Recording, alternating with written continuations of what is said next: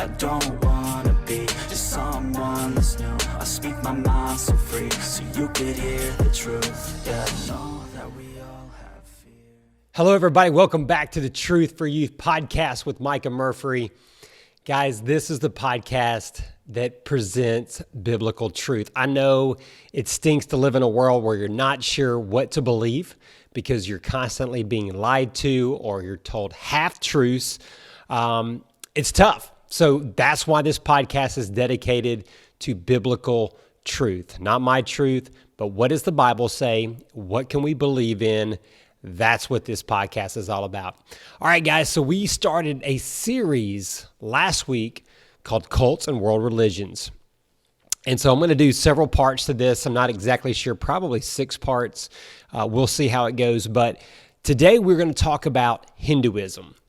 Now, again, here's my disclaimer. I am not an expert in all these religions. I have studied world religions. I have done some research on them. I have talked to people.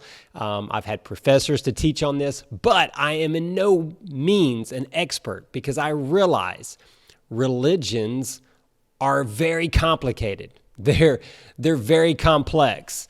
And there's no way that I'm going to be able to do all these religions justice in just the 20 minutes or so of this podcast, okay? So this podcast is going to be the highlights, some of the main features or the key beliefs. Sometimes it's the key figures and where it came from and you know, what do they believe as far as when you die, what happens? So at the end of all these, we can go back and say, well, how does this compare to what Christians believe, what I believe as a Christian, and studying the Bible, what does God's biblical truth say about these other religions? So again, today we're going to talk about Hinduism. Now, I always try to start with the history, so let me just say the history of Hinduism. It is complicated, and no one really knows. If you start researching it, it's not this real cut straightforward, this is how Hinduism started, this is when, this is a key figure that developed it. It's just a extremely old religion. That's what people kind of keep coming back to. Not really sure when, there's different theories out there, but ultimately it's just a really old religion. It dates back, obviously, BC times, so, you know, back in the Old Testament. And some say that it actually was derived by this kind of 2 cultures emerging, which brings me to, let's actually just talk about the word Hindu and where that word is derived from. It's a word that it's actually for the Indus River, modern-day Pakistan and northern India. And the term was first used to describe the people that lived beyond the river Indus.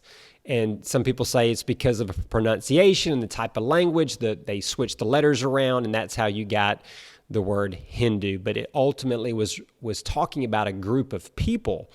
And this religion, if you will, kind of emerged from what some say was a polytheistic view, which means they believed in multiple gods. Their background when they were possibly invaded by some Aryans, again, back in the BC time, where they were monotheistic, which is belief in one God. Some people say that's not the case, but some say that is kind of where it derived. But ultimately, this is the region that it came from, and we know it's really old.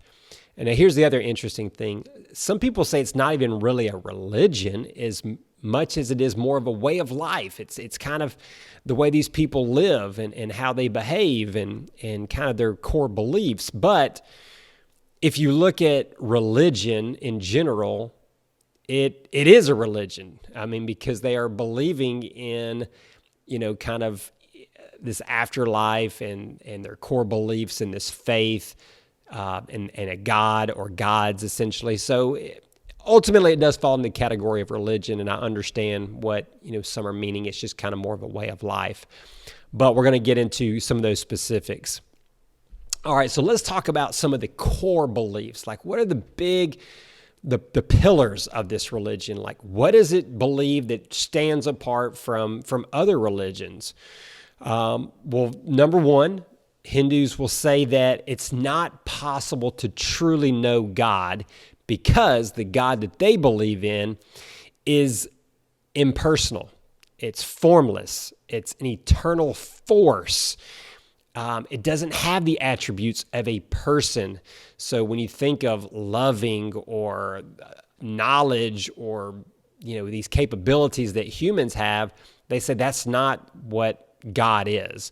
And they call God Brahman. And so Brahman, you cannot have a relationship with Brahman because it's not a person. It doesn't have characteristics like a person. It's just this force. It's the universe. It's kind of like the force in the Star Wars, right? The movies and the books, whatever. Star Wars, the force. Maybe the force be with you, and how it's this powerful force in the universe. And that's kind of what Hinduism is saying. It's this universe. It's this force that exists, this power, but not like a personality, like a lot of other people give attributes to. All right, so that's one of the core beliefs, right? So the second one is every single person has an eternal soul, and they call it Atman. And this soul, it just never ceases. Well, to some extent it never ceases. But what happens is this soul constantly lives, even though the body or the beings that it's in may not always live, right? So this is that reincarnation where when one person dies, that soul goes on and lives a new life in someone else. So it's constantly going from individual to individual, and it really depends on the life that you live before is how the life you have now, which gets into karma, and we're going to talk about karma in the next point, but essentially, if you've had good karma in your previous life, that determines the life that you currently have. So if you have a miserable life and you constantly, are having issues, or you're born into a horrific family or in a, bad situation, or perhaps, cockroaches or rodents or bad animals or whatever, right? Like, it's because you had bad karma in the life before, and this is the punishment that you're receiving in this life. And the only way to get a better life is to do good karma, to live a better life in this existence so that you have a better future life. So for instance, if you see a baby with leukemia or a child born with deformities, Hindu would say that's because of their previous life, that they did bad things. Essentially, they didn't live a good life in their previous life. Interesting viewpoint. So let's talk about the next point. The third point is this heavy belief in karma. So let's try to define karma. You hear it all the time. I know students always say it all the time. You see it tweeted or posted in social media. So karma is kind of this actions, good and bad actions that will ultimately have some kind of future result. So for instance, karma in the past, whether you did good actions or bad actions, that would be good karma or bad karma, plays out in your present.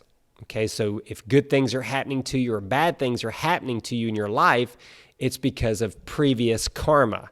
It's because you either did previous good things, and that's why you got good things now, or you did previous bad things, and that's why you're receiving bad karma now.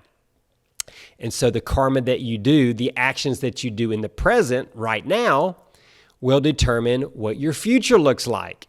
So if you treat people bad now, you lie to them and you hurt them and you slander them and whatever, rob them, steal from them, then those are bad actions. You're doing bad karma. So in the future, you are going to receive bad things. Bad things are going to happen to you because of the bad karma that you're doing now. Now, this term this idea is not foreign to Christians. Christians, it's the principle of you reap what you sow. That is a biblical principle. God says if you're sowing bad things, you're going to reap bad things. I mean, it makes sense. If you're a farmer and you go out and you plant corn, you should ultimately, reap corn. If you're sowing corn, you should be able to reap corn, right? Like you're not going to reap apples, right? So it's this principle of if you are sowing good things, then you will ultimately reap good things. Now, it's not the principle from the Christian standpoint, you reap what you sow. It's not nearly as strong as what the Hindus believe in karma. They are very, very strong about it. Now, obviously in the Christian world, we believe that if you do good deeds, it doesn't mean that you're always going to have good deeds happen to you. It doesn't mean that you're going to have this blessed, awesome life. There's still evil in the world. There's still bad things that are going to happen to you. I'm not going to get off on a full tangent on that. We will talk about that more in detail, maybe in another podcast. But I just wanted you to get this idea of this karma. Okay, so that's the third big point. Fourth big point, the afterlife, right? Like this is one of the big ones for me. Like when I hear a religion or study a religion, one of the main things that I want to know is, what do you believe happens after we die, right? Because we know we're going to die. I mean, that's a given. So what happens when we die? That's pretty important to look at. So for the Hindu, afterlife, again, you're reincarnated. That's their afterlife. So if you do good deeds, again, the good karma, then you will have a better existence in your next life. And this continues because the soul is eternal, although there is a little bit of a catch. So they ultimately have a goal that they call mashka. I think I pronounced that right, mashka. So they believe that the cycle of reincarnation continues over and over and over until you kind of get better at it, right? Like you're getting better at this karma. You're getting better at understanding life and understanding the universe and dharma until you finally get absorbed into Brahman. You finally become one with the universe, and they call this realization. So that's the ultimate goal. I guess that would be like our heaven, right? Like that's the ultimate goal that you shoot for, so that you're not constantly stuck in this cycle of reincarnating over and over and over, that you finally become one with the universe and just kind of, I guess, become this force, essentially, which I don't understand exactly the thought process as far as, do you still comprehend things when you're the force, or I guess you just cease to exist and your energy is part of the universe for other people. So anyways, that's that. All right, fifth big point, Vedas. Vedas is their ancient documents. It's not really like a Bible or the scriptures that they are really adamant about teaching, and you got to stick to these guidelines, and these are your rules, or these are the things. It's just really more of these ancient documents that were supposedly divinely given, years and years and years ago, again, back in the BC, that were given divinely to these individuals. And there's tons of them. There's tons of different topics and books or notes or documents about anything and everything. Some are stories, some are poems, some are, maybe life hacks, so to speak. But that's kind of what they go by. They read these documents and kind of try to, not really study them and live by them, but utilize them, I guess. All right, so the sixth one, this is kind of, wrapping up the 6 big points. So this last one is dharma. Okay, this is another big word in Hinduism. And dharma is essentially your role as whatever human you are, or even an animal. Again, I guess you could be reincarnated as a rodent, as a lion, as a tiger, as a monkey, whatever. So what role do you have? Like, what function do you have? And so part of the karma and the dharma is, if you're doing what you're supposed to do, let's take, for instance, a teacher. All right, so if you come back into, you're living this life and you feel called to be a teacher, well, then your duty, your dharma, is to be a good teacher, right? You're to teach. If you're teaching kids, to teach kids. If it's college students, you're teaching college students. All right, so your role is to teach people. That's your dharma. And if you're doing your dharma properly, then you're putting off good karma, and that you're helping keep the universe in balance to some extent. So everybody has different dharma. You know, an animal, for instance, you know, they have their own dharma. A mosquito. A mosquito wants to bite humans and I guess animals too and suck your blood and just annoy the heck out of you. That's their dharma. That's the mosquito's dharma. That's their role in life. That's their action. That's what they're in existence for. Okay? So everybody has this different dharma, and they believe if everybody does their dharma, okay, if you're all doing your role in life, then you'll help keep the universe in balance. When people start doing bad things and not doing their roles and doing something, you know, completely different from their roles, then it throws the universe out of whack. All right, so let's go over a couple of key points. Now, those were our core. Okay, those are like some of the 6 major beliefs of Hinduism. But now we're going to talk about just some other key points that I feel is important to know and understand when we're talking about Hinduism. So as far as religion, again, if I think the majority, I mean, obviously I haven't gone out and surveyed them, but from what I can tell, the majority of Hindus are going to say Hinduism is not a religion. It's a way of life. It's how we live. It's kind of what we go by. So for them, they see religion as human roads up a divine mountain of enlightenment. Okay, and that's, again, where they're trying to get to this enlightenment, this being able to be absorbed into the universe or dharma. So they just kind of see religion as that. They also see multiple paths to, you know, I'm going to say, quote unquote, God, so multiple paths to God, living within your own dharma. Remember your role, okay?